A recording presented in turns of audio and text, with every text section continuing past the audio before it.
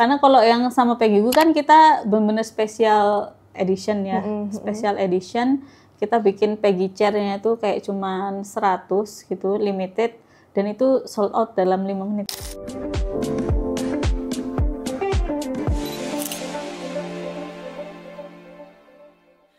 Everybody, welcome back to BBF Built by Female as always bersama aku Elin, dan kali ini narasumber kita Kak Niam dari Robris.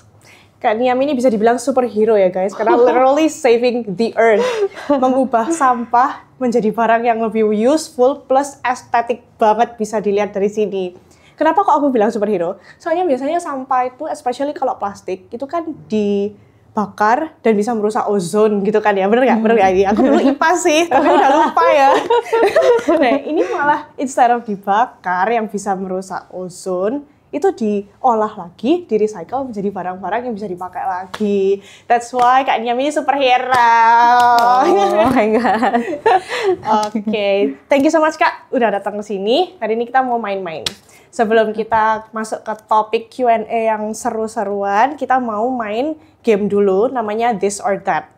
Jadi nanti aku ada beberapa pertanyaan, ada 2 pilihan, nanti Kak Niam pilih yang mana gitu ya. Oke, siap? Siap. Oke, yang pertama, lebih pilih mana? Punya alat yang canggih tapi bahannya terbatas, atau alat biasa aja tapi bahannya unlimited? Bahannya unlimited. Bahannya unlimited, berarti alat biasa tapi bahan unlimited. Kenapa tuh? Karena explore-nya lebih asik ya menurutku. Apa yang bikin istimewa menurutku di Indonesia itu karena limitation di alat gitu. Kalau misal kita keluar gitu ya, lihat produk-produk luar, itu teknologinya udah luar biasa canggih gitu. Tapi begitu kita compare ke luar gitu ya, produk-produk kita yang mostly adalah manual gitu, handcrafted, termasuk Robris pun yang nggak high tech gitu ya. Tapi di sana justru dihargai dengan produk yang low tech, tapi bisa bisa di-compare dengan produk-produk yang high tech di luar kayak gitu. Soalnya lebih handcrafted kali ya. Betul, betul. Value-nya justru lebih menarik sih. I see. Lebih challenging juga, jadi lebih asik gitu kan ya kayaknya ya. Oke, yang kedua. Bikin showcase di Indonesia atau collab bareng brand favorit? Collab deh. Collab. Memang sering collab sih kalau aku lihat di Instagramnya. Oke, yang ketiga. Pilih mana? Robris dikenal sebagai brand yang fungsional atau estetik? Estetik. Really? Aku kira bakal jawab fungsional loh. Oh ya. Why? Karena mungkin kalau produk Robris ya, kita ngomongin sampah, fungsi doang masih belum cukup sih untuk orang bisa beli atau mau beli gitu. Mereka benar-benar masih ngelihat image sampah yang sebelumnya secara visual itu jelek. Mereka nggak mau dong beli produk yang sampah gitu dengan branding yang masih jelek gitu loh. Secara semua orang tahu gitu kan, sampah itu image-nya jelek. Tapi kalau misal kita menghadirkan visual gitu ya, paling utama, fungsi pasti gitu kan, tapi visual itu udah menarik di awal, merubah branding, mindset sampah itu tadi, itu lebih oke sih. I see. Kayak gini nih, siapa sangka dari sampah bisa jadi kayak mirip kayak teraso nggak sih ini anggapannya ya. Lucu banget, ini ada yang colorful, ada yang black and white, ada yang biru ocean, my favorite color by the way. Too much information. Ini kok bisa sih kepikiran, ya mungkin kalau kepikiran banyak lah ya orang yang kepikiran ini sampah ini bisa diapain sih, tapi kok bisa sampai tereksekusi jadi kayak gini, itu prosesnya gimana tuh Kak? Jadi dulu tuh aku aktif banget memang di bank sampah gitu ya, di activity ya, aktivis lingkungan lah bisa dibilang. Tapi mungkin kalau di bank sampah itu kan banyak ya sebenarnya di Surabaya. Tapi tadi mereka tuh handcrafted kan, cuman handcraftednya itu yang literally dari sampah saset dilipet jadi tas. Siapa yang mau beli? Gitu. Jadi di awal gitu, akhirnya banyak obrolan di community juga gitu kan. Ketika aku akhirnya coba eksperimen sama sampah plastik ini menjadi material, entah itu akan jadi produk apa, itu banyak juga input dari komunitas gitu. Kalau bikin dong produk daur ulang gitu kan, dari sampah plastik yang nyerap sampah banyak tapi nggak cepet dibuang lagi. gitu. Karena kalau misal yang handcrafted yang benar-benar dilipat dipakai, oke sih gitu kan, itu mengurangi sampah yang tertimbun di TPA. Tapi siapa yang beli dan dipakainya berapa lama gitu. Ketika aku nanya, yang beli siapa nih Bu gitu? Ya yang beli ya ibu-ibu 17-an atau penilaian kampung gitu kan. Habis eventnya selesai udah gitu. Tapi akhirnya itu kan stigmanya kayak menunda sampah aja gitu. Akhirnya ya dari situ coba deh gitu kan supaya image-nya tadi gitu kan. Kenapa sih kok apa ya teman-teman sekitarku gitu kan, keluarga, kenapa kok nggak aware sama sampah plastik gitu kan? Ya itu bukan sesuatu yang keren buat mereka gitu kan, buat generasi muda gitu, kayak ngapain ngurusin sampah gitu kan. Emang mau diapain sih gitu kan, kalau kita aware sama sampah kita, emang kalau kita milah itu mau diapain sampahnya. Nah dari situ oke, berarti sebenarnya yang jadi masalah itu perspektifnya kan gitu kan, perspektifnya, mindsetnya bahwa ini tuh nggak bisa jadi sesuatu yang keren gitu. Akhirnya coba eksperimen supaya ini tuh nggak kelihatan sampah, produk daur ulang, tapi nggak kelihatan kalau ini tuh dari sampah plastik, tapi value-nya itu dalam produknya sendiri tuh bisa bercerita bahwa ini tuh daur ulang. Kayak gitu. Emang keren banget sih. Ini aku pertama kali lihat Robris itu waktu aku tuh ke Potato Head. Jadi kan masuk ke lorong gitu kan. Terus sebelum ke arah seating itu di sebelah kanan itu kan ada showcase-nya loh. Ini tuh apa? Itu kan ada nge-display alat gitu kan. Terus pas aku masuk itu benar-benar masih ada serpihan-serpihan cacahan. Terus kayak, hah? Terus waktu aku baca, hah ini plastik sih, ini sampah sih. Coba, ini sampah sih. Kok bisa jadi kayak gini? Keren, Paul. Dan itu ternyata Robris dong. Oh my God, keren, Paul. Oke. Ini kok jadi agak lompat-lompat ya, disordernya belum selesai. I'm excited, terlalu banyak questions in my head. Oke, pertanyaan terakhir deh untuk disordernya. Ambang table atau Sawarna stool? Sawarna. Kenapa? Itu benar-benar menurutku masterpiece ya. Kalau di Robris pertama yang bikin Robris tuh boom, bisa punya market sama ekspor. Oh, berarti Sawarna stool ini produk pertama? Bukan produk pertama, tapi produk pertama yang bikin boom. Gitu. Kalau menurut Kak Niam, kenapa tuh kok bisa sampai boom segitunya dari Sawarna stool ini? Karena mungkin momentum juga ya gitu. Jadi aku aktif di community yang itu base-nya adalah worldwide. Ketika semua community ini nih masih eksperimen tahapnya, Robris tuh kolaborasi sama ya partnerku sekarang, partner di Robris, Mas Handi ini memang biasa mina UKM lah untuk ekspor. Nah dari situ kita coba bikin produk yang kalau misal ini kan nyerap sampahnya banyak ya, otomatis kan berat sebetulnya. Dalam satu stool tuh bisa 6 kilo. Kayak gitu. Tapi gimana supaya ngirimnya ini nggak susah gitu kan. Udah mah berat, volumenya gede kayak gitu kan. Akhirnya dibikin flat pack gitu. Jadi kita bikin stool flat pack si Sawarna itu. Kenapa Sawarna? Karena kan itu benar-benar kayak apa ya? Semua part itu benar-benar satu warna gitu. Sawarna. Oh gitu. Make sense. Terus itu nama pantai juga sih gitu. Terus akhirnya dari situ kita post di sosial media, di community yang lain belum bikin produk, kita sudah bikin furniture flat pack gitu, yang which is nilai dari sustainable-nya plus kan, dengan minim carbon footprint dan sebagainya kayak gitu. Jadi akhirnya di situ inovasi kita yang kita mendahului ya, ibaratnya teman-teman community yang waktu itu masih eksperimen, kita udah bikin furniture flat pack. Gitu. I see. Jadi satu stool 6 kilo plastik, padahal plastik itu kan enteng banget ya. Wah. Kalau misal kayak gini nih, ini butuh berapa banyak? Ini butuh mungkin kalau beratnya cuma 50 gram sih, tapi kalau di jumlah tutup botolnya itu bisa sampai 400. Oh, berarti ini lebih pakai tutup botol, bukan bodinya? Iya, betul. Oh, kenapa kok harus tutup botol? Apakah memang bahannya itu harus selektif gitu, nggak bisa semua dipakai atau gimana? Kalau bahannya sebenarnya aku udah nyoba semua jenis sampah plastik.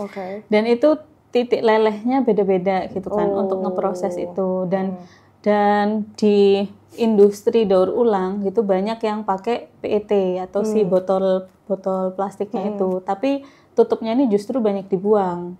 Gitu. Akhirnya oh ya udah gitu kan, industri yang nanganin PET untuk jadi kain polyester kayak gitu tuh juga udah banyak gitu. Tapi yang nanganin si tutupnya masih kurang. Ya udah fokus di situ. Gitu.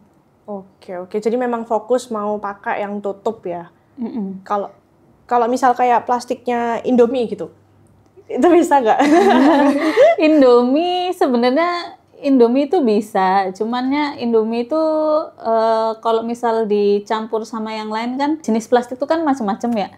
Ada yang PP gitu kan, PP itu kayak cup kopi, sedotan. Oh kayak gini ya? Ini. Betul. Okay. Ini kita pakai juga. Oh oke. Tapi ada juga yang HDPE kayak tutup botol, terus wadah sampo, wadah tutup galon itu sendiri. Gitu. Terus kalau yang Indomie, saset-saset itu udah masuknya multi layer sih. Karena dia tuh nggak cuma satu jenis plastik di dalam satu helai itu. Ada berbagai jenis plastik yang dilaminasi jadi satu. Terus kayak misal nih bikin kayak ginian gitu ya. Itu plastiknya berarti benar-benar cuma botol aja apa bisa di mix sama yang plastik-plastik yang lain? Dipisah jenisnya. Oke. Gitu. Jadi misal tutup jadinya gini, kalau yang ini another material surface lain kayak gitu. Sebenarnya kalau dari look sih sama ya, kayak hitam ini nih dari bekas ember, bekas hanger, gitu, PP lah gitu, PP. Tapi yang membedakan mungkin cuma warna sih. Karena kan kita 100% ya dari sampahnya nggak pakai pewarna sama sekali. Kayak gitu. Jadinya kita ngumpulin sesuai source-nya. Kalau misal hitam adanya PP ya PP gitu.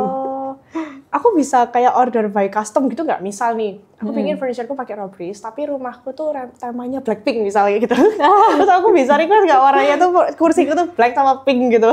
Kalau custom sih nggak bisa sampai serandom itu ya gitu. Karena kayak mungkin pink itu nggak ada di sampah plastik.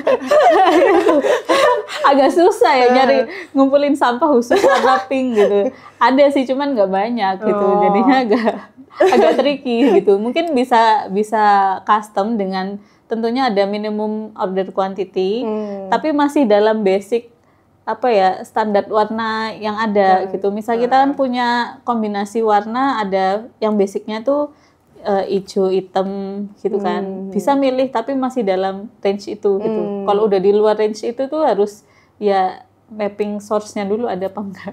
Oke. Paling kalau biru ini pakai tutupnya botol aqua ya biasanya. Gimana? Kalau yang hijau? Nah, kalau yang hijau ini spesialnya kita tuh ada special color beberapa. Yang itu kita mixing. Jadi kayak mixing cat. Nah, hijau sage green ini kita campur dari biru, campur merah, campur. Wow. Boleh gak sih aku sekali-sekali tur ke pabrik? Seru. Boleh. Kita jadwalkan habis ini. Oke, I see. Berapa lama Kak prosesnya bikin kayak kecil gini? Kalau prosesnya sebetulnya di Robris itu kita bikinnya lembaran dulu. Base-nya lembaran, jadi kayak multiplex. Setelah dari lembaran itu baru dipotong. Kayak gitu. Tinggal cutting-cutting aja. Betul. Kalau ini di bending atau ditempel atau di? Nah, kalau ini memang spesial kita udah ada moldingnya sendiri sih. Berarti ini awalnya kayak cair terus dicetak gitu? Enggak, awalnya cacahan. Setelah cacahan itu dimasukin cetakan. Terus dilelehin, habis itu baru dipres, gitu. Oke. Kalau cari sampah nih Kak, kelihatannya kan sampah emang banyak banget ya, kayak everywhere gitu. Tapi kalau buat Robris itu gampang nggak sih cari sampahnya atau ada kayak kerjasama dengan pengepul atau kayak gimana Kak? Kalau kita sebenarnya di awal tuh sama bank sampah, gitu. Jadi ambilin dari rumah-rumah kayak gitu. Nah cuman semakin kesini kapasitasnya makin besar, jadi kita itu sama pengepul iya, terus kita punya istilahnya partner sendiri, kita bilangnya warehouse consolidation ya. Jadi si warehouse ini kayak pengepul internal ya sebenarnya untuk ngumpulin dari bank sampah tadi untuk diproses, cuci, cacah itu di partner kita. Oke, berarti anggapannya partnernya udah ngerti lah ya sampah yang bisa dipakai yang mana gitu ya. Terus kalau semisal ternyata ada sampah yang nggak bisa diolah itu berarti apakah itu memang dead end, udah nggak bisa diapa-apain atau mungkin bisa di-recycle jadi barang lain gitu Kak? Kalau yang nggak bisa diolah sama Robris gitu ya, itu sebenarnya banyak sih industri daur ulang yang mengolah itu gitu. Cuman memang yang masih jadi PR kita itu yang tadi kayak saset sampah saset, kemudian tempat Indomie kayak gitu-gitu ya. Itu yang masih jadi PR untuk multi layernya tadi gitu. Itu belum ada yang belum ketemu bisa ya, mendaur ulang gitu.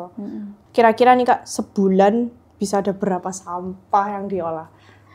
Kalau sekarang Robis tuh ngolah 10 sampai 15 ton. Superhero kan?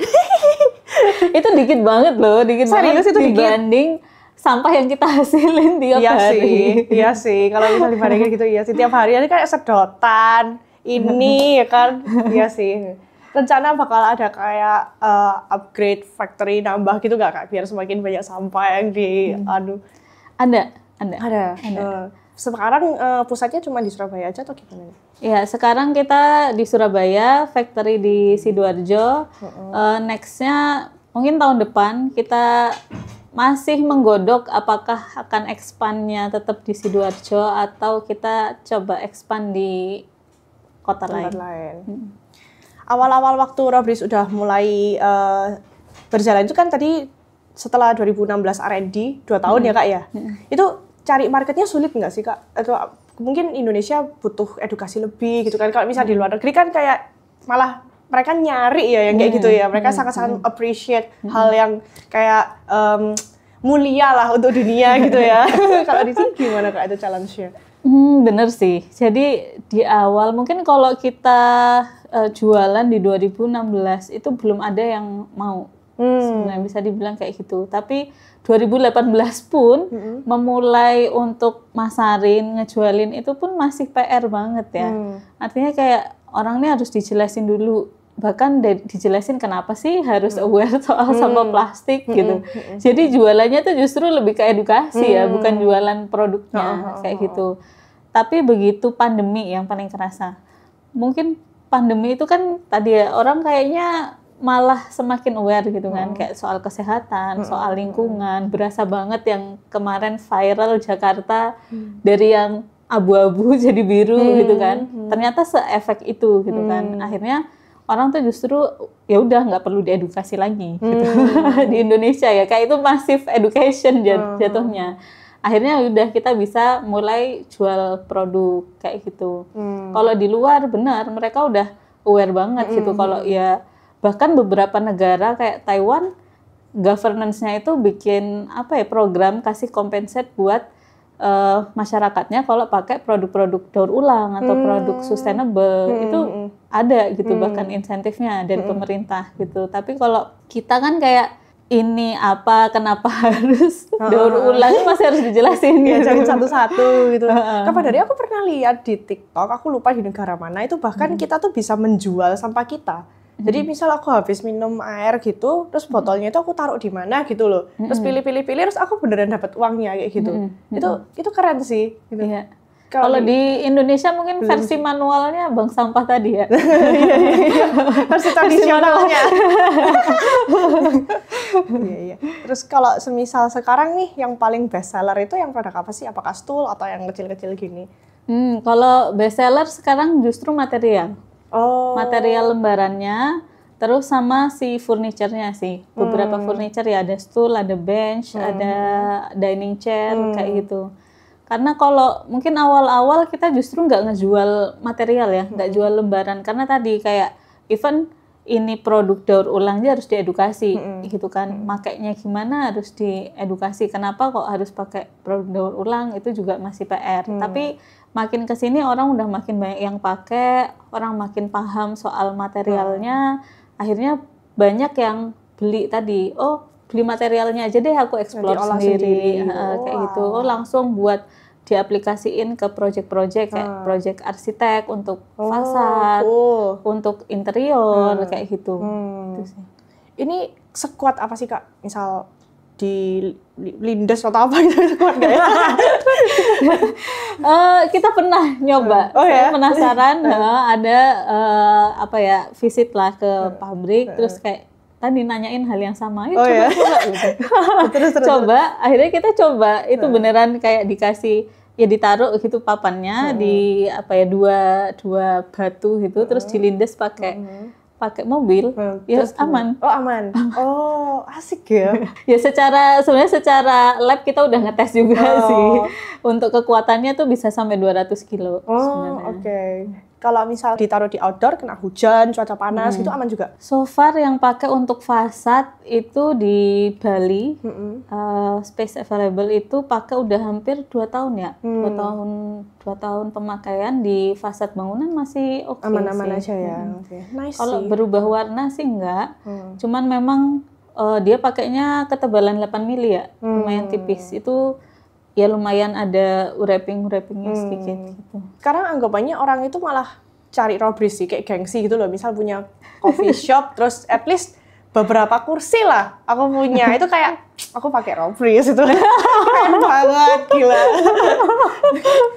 Kalau ini sekarang, tapi aku lihat juga udah mulai banyak sih ya perusahaan-perusahaan lain yang juga melakukan hal yang sama dengan robris gitu. Which is actually a good thing kan. Jadi semakin banyak sampah yang diolah gitu. Tapi kalau dari Kak Niam nih secara bisnis, apakah ketar-ketir gitu? Aduh, jadi banyak saingan atau kayak gimana gitu Kak?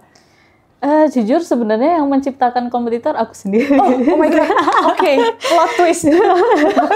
Karena tadi kan ada community-nya kan sebenarnya. Tapi community itu kan base-nya di luar gitu. Maksudnya belum ada yang di Indonesia. Waktu itu di Indonesia yang gerakin komunitas itu 3 orang. Salah satunya aku gitu. Karena tadi ya kayak ngedukasi ini gila melelahkan sekali gitu. Kalau nggak ada yang ngebantu, itu tuh nggak akan gede marketnya kayak sekarang gitu. Justru aku merasa ada kompetitor ini, teman-teman community ini tuh ngebantu marketnya itu tumbuh gitu. Karena kalau sendirian juga ya kita mau visinya nyelesain sampah plastik ya nggak beres-beres juga kayak gitu. Dan edukasinya tadi sih. Jadi kalau dari Robris sendiri ketar-ketir atau enggak, maybe ya, pasti tetap ada gitu dari segi bisnis. Kalau misal orang udah ngelihat peluangnya, terus mereka mungkin bisa punya tiba-tiba datengin teknologi yang high tech gitu kan. Ya bisa jadi kegeser kayak gitu. Cuman kalau Robris lebih ke fokus sama customer-nya aja sih gitu. Customer, market, ini maunya kayak gimana, kita layani dengan baik, apa yang udah ada itu di serve dengan baik. Oke, kalau pembedanya Robris sendiri dengan kompetitor-kompetitor yang ada, kira-kira apa nih Kak? Kalau aku bilang Robris itu lebih dikenal dengan desainnya ya, gitu. Jadi benar-benar well design dari sisi pattern, itu benar-benar kita desain juga, nggak ngasal. Kemudian dari sisi produknya juga, output produk kita pasti pikirin gitu kan. Kita pun bikin lembaran pun ukurannya nggak gede kayak triplek, tapi kita milih ukuran pun mikir gitu kayak kalau misal kayak tiles itu biasanya standarnya ukuran berapa, untuk furniture standarnya ukuran berapa, ya kita pilih tengah-tengahnya jadi orang bisa pakai lebih luas lah penggunaannya. Berarti kalau untuk pattern kayak gini itu memang didesain juga ya Kak ya, nggak ngasal, bukan yang kayak kalau plastik ya udah pasti kayak gini tuh enggak gitu ya.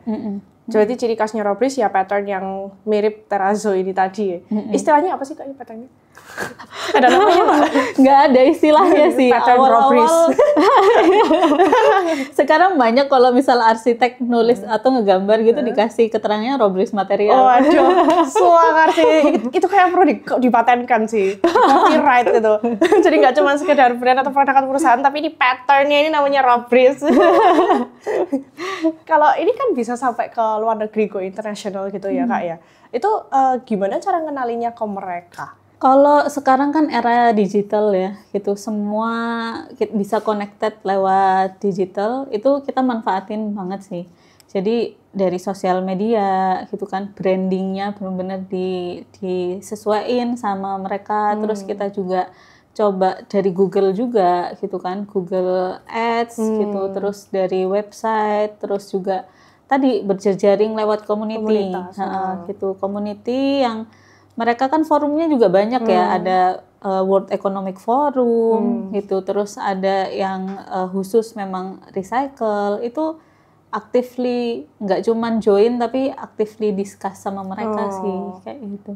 Nemuin komunitasnya gimana caranya tuh Kak? Google.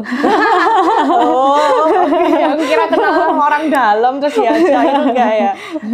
Ya lihat searching terus habis itu coba approach gitu kan, coba submit kalau misalnya emang bisa join community yang close kayak World Economic Forum kan mungkin submission dulu ya gitu kan, tertutup gitu kan, kita daftar dulu baru bisa join community-nya kayak gitu.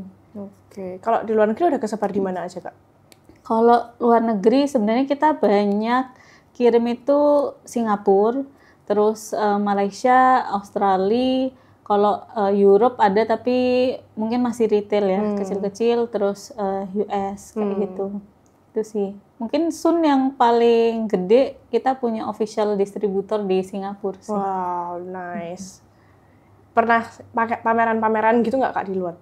Pameran keliling-keliling gitu pameran ya. juga. Pameran harusnya ngefek sih ya. Iya, pameran ngefek sih. Di Indonesia pun actively itu pameran juga kita untuk biasanya pameran selain edukasi tapi mereka juga lihat langsung produknya, bisa pegang. Bener-bener gitu. ya, kayak waktu aku lihat di Potato Head itu kan lihat real bisa megang, nyentuh, ngelihat alatnya kayak gini prosesnya. Itu kan lebih ngena ya soalnya ya daripada cuma lihat produknya langsung jadi gitu. Kayak prosesnya gimana tuh memang yang bikin kena emosionalnya juga gitu loh Kak.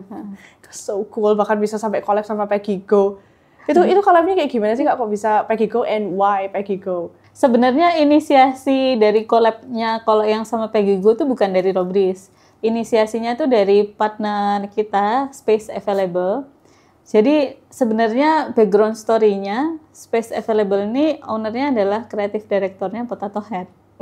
Gitu. Nah, jadi dari situ mungkin dia juga udah punya relasi kan sebenarnya sama PeggyGo. Terus karena kita pengen lebih kita nyebutnya radikal gitu ya, radikal tentang edukasi soal recycle, soal produk recycle. Akhirnya kita collab tuh bikin namanya Peggy Chair gitu. Jadi materialnya dari Robris, kemudian desainnya dari PeggyGo. Gitu kan, terus inisiasi untuk kolaborasinya dari Space Available. Gitu. Terus setelah collab sama dia gimana tuh responnya? Apakah bisa mendapatkan market dari Korea? Korea mungkin nggak terlalu ya. Menurutku Peggy itu lebih kayak justru di market Europe, UK itu yang rame di situ gitu.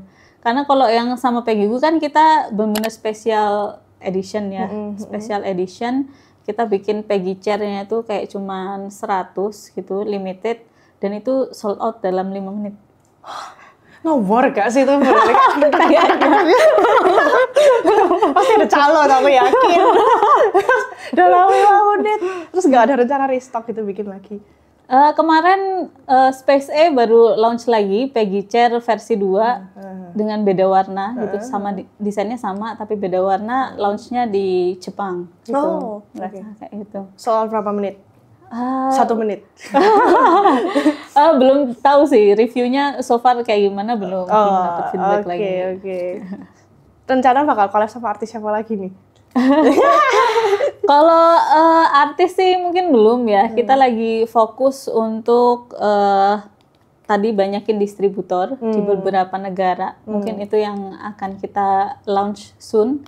Gitu mungkin pertama di Singapura. Mungkin next ada 2 negara lagi gitu yang bakal jadi official distributornya Robris. Lebih sulit jualan di luar atau di Indo? Kan Indo sudah termasuk teredukasi nih sekarang. Iya. Gimana? Sebenarnya dua-duanya ini punya challenge yang menurutku imbang ya sekarang gitu. Kalau dulu mungkin memang lebih gampang ke luar karena nggak perlu edukasi gitu kan. Tapi kalau sekarang mungkin 50-50 ya. Tapi challenge-nya beda gitu. Kalau di Indonesia masih ada challenge edukasi tapi udah berkurang. Tapi kalau di luar itu challenge-nya lebih ke logistik gitu ya. Terus juga peraturan global soal mungkin itu benefit sebenarnya untuk Robris, peraturan soal sustainability, traceability kayak gitu. Cuman lemahnya itu untuk ekspor di Indonesia tuh belum ada sertifikasi 100% recycle atau green certification, itu tuh belum ada. Jadi kita harus cari di luar untuk sertifikasinya kayak gitu-gitu. Terus juga traceability-nya gitu kan, kita belum ada teknologi yang bisa benar-benar tracing ini sampahnya dari siapa gitu kan. Ampun sampai harus kayak gitu. Itu mungkin kalau sekarang sih kita masih manual ya, mungkin karena rantai supply-nya nggak terlalu panjang, jadi kita masih bisa ngasih info ini loh supply-nya kita dari sini kayak. Kalau misal di luar lebih jual yang langsung udah olahan gini juga atau juga yang masih surface-nya? Dua-duanya. Kalau di luar. Sebenarnya mereka lebih tertarik sama surface-nya ya, sama lembarannya. Cuman kompetitor kita di luar tuh lebih banyak kan. Pasti. Gitu. Dan itu lebih canggih ya bisa dibilang. Jadi yang bikin istimewa buat mereka itu justru karena kita punya end product gitu. Punya produk jadi yang mereka udah aware, udah biasa mungkin ya dengan material recycle, sustainable, tapi material kayak Robris dan produk kayak Robris ini masih belum familiar 100% juga buat mereka gitu. Jadi mereka masih ada ya sedikit ketakutan untuk salah treatment dan sebagainya kayak gitu. Akhirnya beli produk jadi pun itu tetap jadi opsi buat mereka. Oh gitu. Ya mungkin soalnya kalau di luar negeri kan mereka juga udah pinter-pinter gitu ya. Jadi kalau beli raw materials pasti lebih enak buat mereka untuk menginovasi sendiri jadi apa gitu sih. Lebih gampang. Kalau di Indo mungkin kayak cari gampangnya gitu mungkin ya. Lebih praktis ya, kayak udah nggak bingung cara bikinnya kayak gimana. Iya, udah jadi, udah ngerti, aku bisa bayangin, oh kalau gini aku taruh di mana yang lebih cocok gitu. Speaking of which, di Fore itu juga ada collab ya sama Robris kan, bikin kayak recycle bin juga ya. Itu collabnya kayak gimana itu Kak? Jadi kalau sama Fore itu memang mereka baru starting gitu ya untuk bisa raise awareness di customer-nya, raise awareness di masyarakat untuk collecting sampah plastik gitu. Makanya kita berangkatnya dari trash bin gitu. Trash bin ini ditaruh di semua kedainya supaya orang lihat tuh bahwa kayak ini loh hasilnya kalau kamu milah sampah gitu. Jadi udah nggak perlu ngomong tapi udah kelihatan hasilnya tuh kayak gini gitu kalau kamu milah sampahmu gitu kayak gitu sih. Onsite itu juga punya tong sampah yang kita bikin loh Kak. Jadi kita tuh iseng-iseng, aku tunjukin ya, iseng-iseng kapan hari itu bikin tong sampah. Jadi berawal dari kita tuh waktu itu kayak mau tap in gitu di salah satu acara tanding tenis gitu Kak. Terus kita bisa ngapain ya di sini, harus kepikiran oh ya pasti di acara kayak gini tuh nyampah itu pasti banyak. Jadi aku bikinin tong sampah ya nggak pakai alat canggih juga sih Kak sebenarnya, pakai ala kadarnya, terus lubangnya itu 2. Terus waktu buang tong sampah itu kita kasih pertanyaan, kayak polling juga kayak this or that itu, terus mereka buang sampahnya itu di jawaban mereka gitu. Jadi misal pertanyaan itu, kamu suka apel apa pisang? Misal aku suka pisang, jadi aku buangnya di pisang, kayak gitu Kak. Kayak gini yang aku coba tunjukin. Namanya Sadar, sampah ada rumahnya. Kayak gini, jadi ada 2 gini. Keren. Terus ini ada kayak pertanyaan quiz math, kayak gitu, iseng-iseng gitu juga. Siapa tahu nih next kita collab bareng bahannya dari Robris. Boleh banget, itu menarik sih, interaktif banget sih. Jadi kita sering keliling sih. Jadi kapan hari kan waktu tenis itu. Terus barusan ini tim kita ikut tanding badminton, aku bawa ke sana. Terus waktu itu kita juga ada collab sama konser, aku bawa ke sana juga gitu. Jadi tong sampahnya keliling gitu. Menarik. Boleh tuh, boleh. Boleh ya? Iya, emang habis itu kita upgrade dari triplex itu dari Robris. Oke, mungkin terakhir nih Kak sebelum kita mengakhiri. Jadi kita ini ada bikin kartu marketing and branding. Pertanyaannya itu seputar marketing and branding gitulah. Nah itu nanti kakaknya random terus ambil salah satu kartu, dibacain pertanyaannya terus dijawab. Oke, silahkan. Apa indikator keberhasilan branding menurutmu? Indikator keberhasilan menurut versi Robris kali ya. Yeah. Ketika orang lihat barang yang mirip Robris, atau lihat Terrazzo tapi ngomongnya ini Robris. Oh, bener sih, bener. Ya, itu semacam kayak Aqua kan. Ngomongnya Aqua padahal itu merek lain tapi sama-sama air mineral. Iya. Bener, oke. Jadi benar-benar nancep lihat apapun yang mirip itu udah Robris, bukan yang lain gitu. Even yang disebut di Potato Head gitu kan, itu Potato Head ngesetting sendiri gitu. Tapi ke sana bilangnya Itu Robris. Iya. Kadang aku juga mikir ini Robris gak sih gitu. So cool ya, benar sih, setuju banget, itu anggapannya udah top of mind kan berarti. Ya, betul. Oke. Oh ya Kak, aku kepo nih, sekarang tim marketingnya ada berapa banyak? Tim marketing kita cuma 2 orang. Serius? Serius. 2 orang ini ngapain aja Kak jobdesknya? Segala marketing activity. Wow. Gitu. Oke, terus kalau yang bikin konten atau produksi gitu, biasanya juga dari 2 orang ini atau kayak pakai outsource gitu? Dari 2 orang ini. Hebat juga. Ya beberapa sih mungkin kita nabung ya, ibaratnya nabung konten dengan tim luar gitu. Jadi kita misal udah punya planning gitu kan, kita mau konten apa aja gitu kan, in general ya udah kita dalam seminggu misalnya itu udah produksi semua, udah nabung, tinggal kita kapan mau postnya, mau pakainya kapan kayak gitu. Oke. Tapi mungkin Robris lebih fokus kayak collab kemana lagi ya, activation yang lebih offline ya, gitu kita ya. lebih sering collab juga sih gitu. Jadi kolaborasi selain untuk project, tapi kolaborasi untuk marketingnya juga, untuk branding. Semacam gitu. kayak yang sama Fore ini. Ya, sama Fore, sama Nako, sama banyak sih brand-brand yang kita collab untuk selain untuk bisnis, tapi juga marketing sih. Gitu. Emang kalau sama cafe itu paling oke gitu kah atau gimana Kak?